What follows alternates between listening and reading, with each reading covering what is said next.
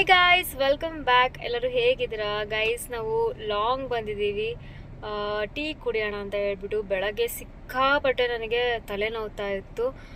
So ನನಗೆ ತಲೆನೋವು ಬಂದಾಗ ನನಗೆ ಒಳ್ಳೆ ಟೀ ಕುಡಿಬೇಕು ಅಂತ ಅನಿಸುತ್ತೆ. ಹೀಗೆ ಲಾಂಗ್ ಬಂದ್ವಿ. ಈಗ ಮತ್ತೆ ಟೀ ಕುಡಿಯೋಣ ಅಂತ ಹೇಳ್ಬಿಟ್ಟು ಟೀ ಕುಡಿದ ಮೇಲೆ ನಾನು ಜಿಮ್ಗೆ ಹೋಗೋದಕ್ಕೆ ರೆಡಿ ಆಗ್ತೀನಿ. ಯೂಶಲಿ ಟೀ ಕಾಫಿ ಅಷ್ಟೊಂದು ತೊಗೊಳ್ಳಲ್ಲ, ಯಾಕಂದರೆ ವರ್ಕೌಟ್ ಆ್ಯಂಡ್ ವೆಯ್ಟ್ ಲಾಸ್ ಜರ್ನಿಯಲ್ಲಿದ್ದೀನಿ. ಬಟ್ ತುಂಬಾ ತಲೆನೋವ್ತಿತ್ತು ಇವತ್ತು ಅಂತ ಹೇಳಿಬಿಟ್ಟು ಟೀ ಕುಡಿಯೋಣ ಅಂತ ಬಂದಿದ್ದೀನಿ. ಸೊ ಒಳ್ಳೆ ಟೀ ಸಖತ್ತಾಗಿರುತ್ತೆ ಈ ಒಂದು ರೆಸ್ಟೋರೆಂಟಲ್ಲಿ. ಕುಡಿಯೋಣ.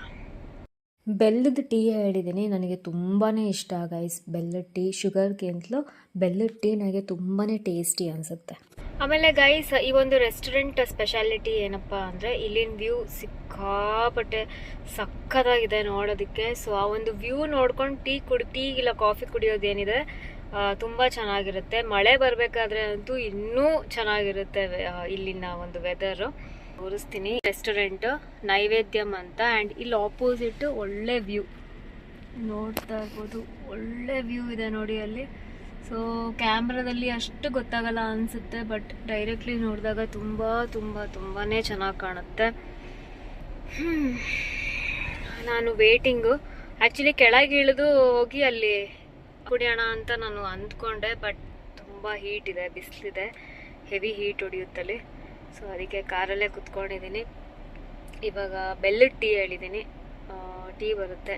ಟೀ ಕುಡಿದು ಹಾಗೆ ಲಾಂಗ್ ಹೋಗಿ ಮನೆಗೆ ಹೋಗಿ ರೆಡಿಯಾಗಿ ನಾನು ಜಿಮ್ಗೆ ರೆಡಿ ಆಗ್ತೀನಿ, ಜಿಮ್ಗೆ ಹೊರಡ್ತೀನಿ. ಗೈಸ್, ಬೆಲ್ಲದ ಟೀ ಇವಾಗ ಬಂತು, ನಾನಿವಾಗ ಕುಡಿತೀನಿ ಇದನ್ನು.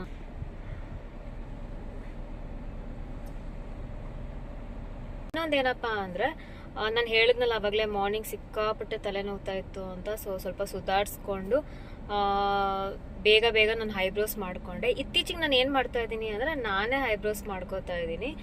ಪಾರ್ಲರಿಗೆ ಹೋಗ್ತಾ ಇಲ್ಲ, ಬರೀ ಒಂದು ಐಬ್ರೋಸ್ ಮಾತ್ರ ಪಾರ್ಲರಿಗೆ ಹೋಗ್ತಾ ಇದ್ದೆ. ಹೇರ್ ಕಟ್ ಎಲ್ಲ ತುಂಬ ಅಕೇಶ್ನಲಿ ನಾನು ಮಾಡಿಸೋದು, ಯಾಕಂದರೆ ಸ್ವಲ್ಪ ಲಾಂಗ್ ಹೇರ್ಸೇ ನಾನು ಈ ಸಲ ಬಿಟ್ಟಿದ್ದೀನಿ. ಸೊ ಅದಕ್ಕೋಸ್ಕರ ಐಬ್ರೋಸ್ ನಾನೇ ಮಾಡಿಕೊಂಡೆ. ತುಂಬಾ ಈಸಿಗೆ ಆ್ಯಕ್ಚುಲಿ, ಗೊತ್ತಾ ನಿಮಗೆ ಐಬ್ರೋಸ್ ಮನೆಯಲ್ಲೇ ಮಾಡ್ಕೊಳ್ಳೋದು. ನಾನು ನಿಮಗೆ ತೋರಿಸ್ತೀನಿ ಹೇಗೆ ಮಾಡ್ಕೊಳ್ಳೋದು ಅಂತ. ಮನೆಗೆ ಹೋದ್ಮೇಲೆ ತೋರಿಸ್ತೀನಿ. ಇವಾಗ ನಾನು ಮನೆಗೆ ಹೊರಟಿದ್ದೀನಿ. Let's go.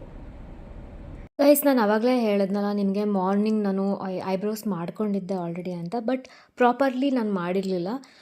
ಯಾಕೆಂದರೆ ಸ್ವಲ್ಪ ನಾನು ಹೊರಗಡೆನೂ ಹೋಗಬೇಕಾಗಿತ್ತು, ಅರ್ಜೆಂಟಲ್ಲಿದ್ದೆ ಅಂತ ಸ್ವಲ್ಪ ಲೈಟಾಗಿ ನಾನು ಮಾಡ್ಕೊಂಡಿದ್ದೆ.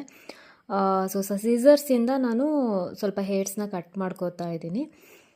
ಆ್ಯಕ್ಚುಲಿ ಇದು ನನ್ನ ಸೆಕೆಂಡ್ ಅಟೆಂಪ್ಟು ಈ ಐಬ್ರೋಸ್ನ ನಾನು ಮಾಡ್ಕೋತಾ ಇರೋದು.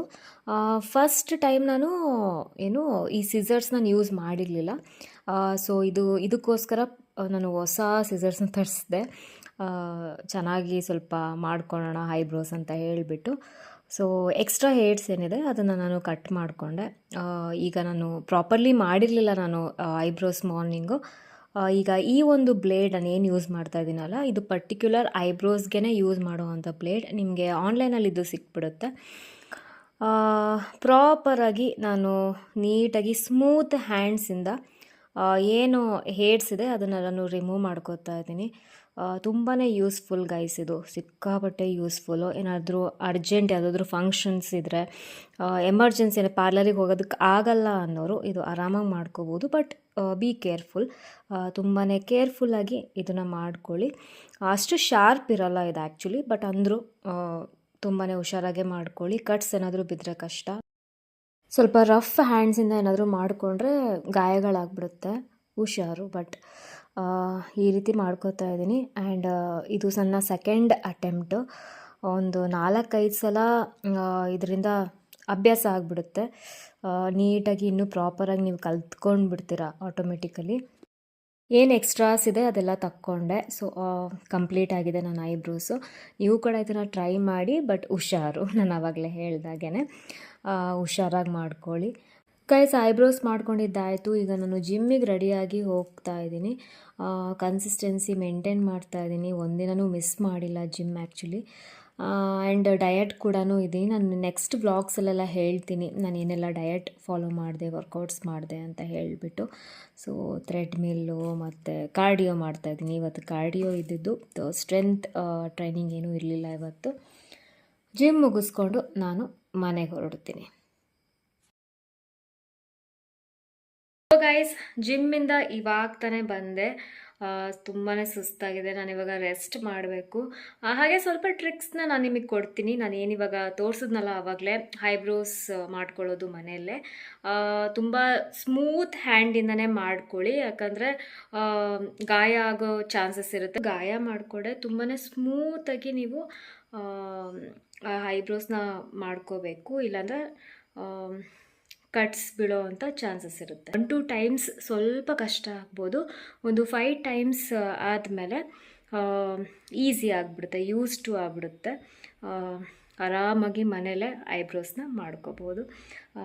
ಸೊ ಚೆನ್ನಾಗಿ ಬಂದಿದೆ ಅಲ್ವಾ ಐಬ್ರೋಸು. ಪಾರ್ಲರಿಗೆ ಹೋಗೋ ನೆಸಸರಿನೇ ಇಲ್ಲ.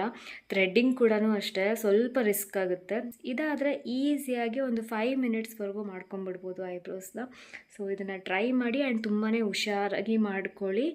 ನಾನು ಆವಾಗಲೇ ಹೇಳಿದ್ನಲ್ಲ, ಗಾಯಗಳಾಗ್ಬಿಡುತ್ತೆ ಸ್ವಲ್ಪ ರಫಾಗಿ ಯೂಸ್ ಮಾಡೋದ್ರಿಂದ. ಅದು ಬ್ಲೇಡು ತುಂಬ ಸ್ಮೂತ್ ಹ್ಯಾಂಡಿಂದ ಹುಷಾರಾಗಿ ಐಬ್ರೋಸ್ನ ಮಾಡ್ಕೊಳ್ಳಿ. ಸೊ ಈ ಒಂದು ವಿಡಿಯೋ ನಿಮಗೆ ತುಂಬಾ ಇಷ್ಟ ಆಯಿತು ಅಂತ ಅಂದ್ಕೊಂಡಿದ್ದೀನಿ. ಇಷ್ಟ ಆಗಿದ್ರೆ ಲೈಕ್ ಮಾಡಿ, ಸಬ್ಸ್ಕ್ರೈಬ್ ಆಗಿ. ಮತ್ತೆ ಸಿಗ್ತೀನಿ.